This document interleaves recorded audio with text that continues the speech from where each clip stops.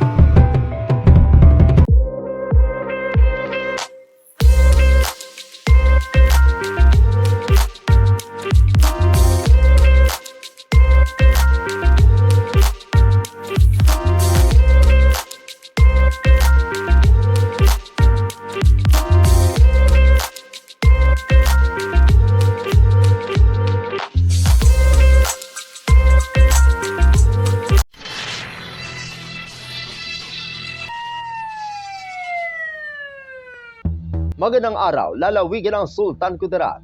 Narito na ang mga pangunahing balita sa Sultan Kudarat Headliners ngayong Agosto 31, taon 2024.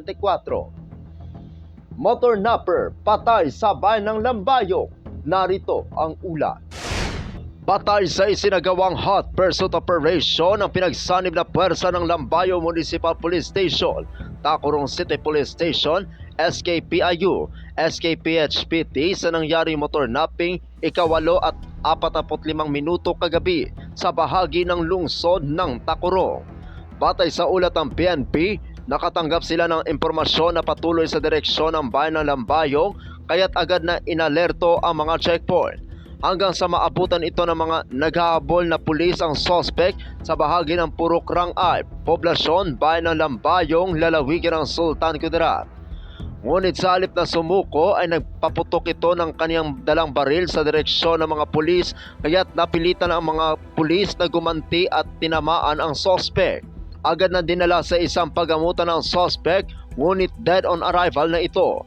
Agad na nakipag-coordinate ang mga pulis sa SKPFU para magsagawa ng crime scene investigation. Na-recover sa crime scene ang Provincial Forensic Unit ng isang unit ng caliber 45 pistol na may serial number 113848, loaded ng magazine na may 2 buhay na bala at isang nakaload. Naka-recover din ang mga investigador ng isang basyo mula sa caliber 45 at 3 basyo ng caliber 5.56 at ang isang kulay blue na badya na motorsiklo na walang plate number na kalaunay na identify na ito ang motor na minamanehon ni alias Mike na tinangay. Samantala, nakumpiska naman sa posisyon ng suspect ang 2 medium at small size sachet ng pinaniniwalaang shabu. Ang mga ebidensyang na-recover ay dinala na sa tanggapan ng SKPFU at isa sa ilalim sa mga examination. Sa ngayon ay wala pang pagkilanlan ang suspect. Ako ang inyong kaibigang Apolinario Tony Valencia para sa Sultan Kudarat Headliners. Pamamahagi ng tupad payout nagpapatuloy sa bayan ng Isulat. Narito ang ulat. Matapos ang pamamahagi ng tulong panghanap buhay sa ating Disadvantaged or Displaced Workers Program o tupad payout na ginanap sa Barangay Gym ng Barangay Kenram noong Miyerkules, ika-29 ng Agosto taong kasalukuyan, na kung saan kahapon nagkaroon ulit ng payout para naman sa second and third batch ng mga benepisyaryo ng tupad na ginanap naman sa Barangay Gym ng Barangay Impaw sa bayan pa rin ng Isulat. Umabot naman sa mahigit 2,000 na mga benepisyaryo ang nabigyan ng sahod mula sa 10 araw na pagtatrabaho na ibinigay sa kanila na ang bawat isa ay tumanggap ng 4,030 piso.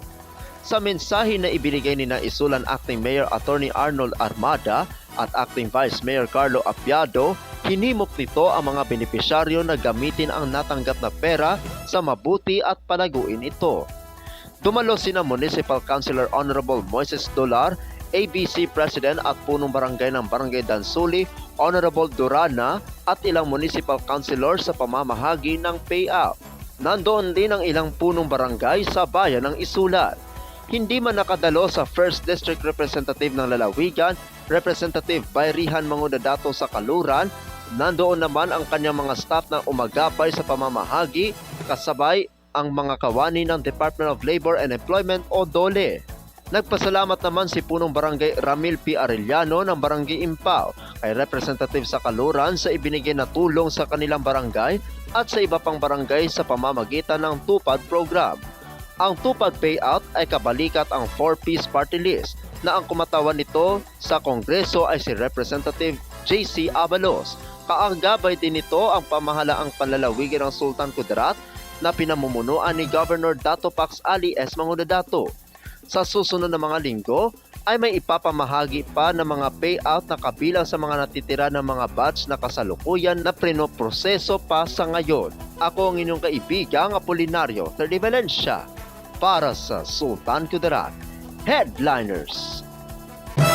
Para sa uling balita, 11th Hamungaya Festival at 67th Foundation Anniversary ng Bayan ng Isulan, matagumpay na nagtapos. Narito ang ulat.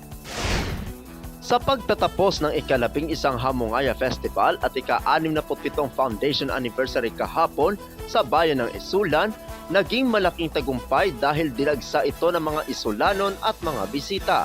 Sa umaga, nagkaroon ng Anniversary Thanksgiving Mass na sinundan na ng Anniversary Program.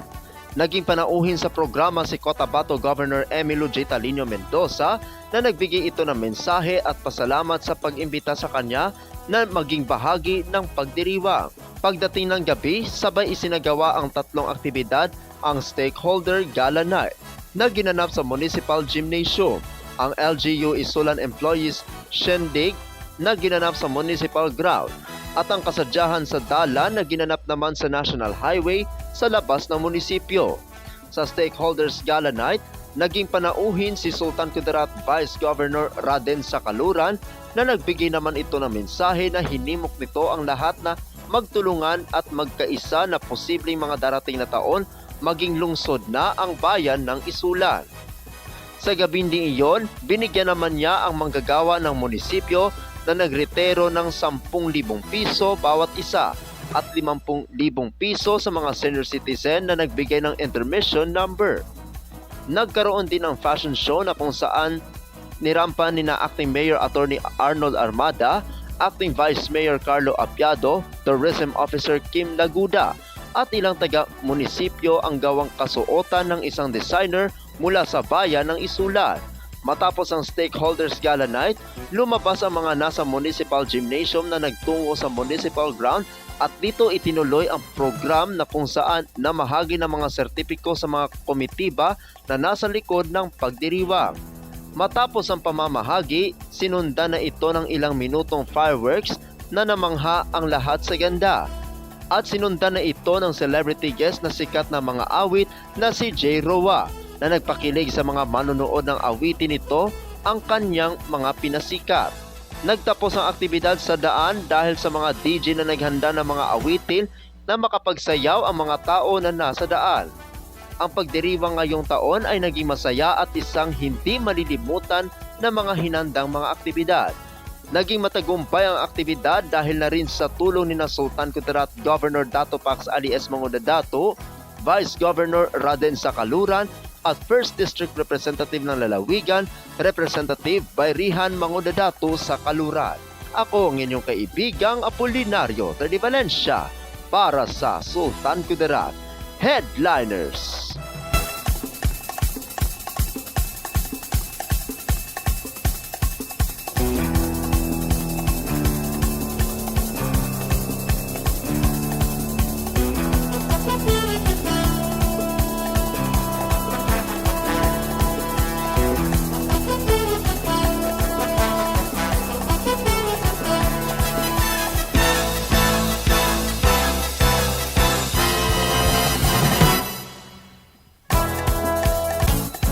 At yan ang kabuuan mga balita sa araw nito.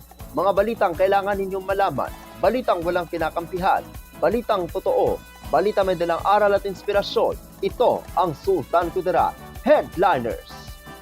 Hanggang sa Lunes, happy weekend. Maraming salamat at magandang araw, kaibigan.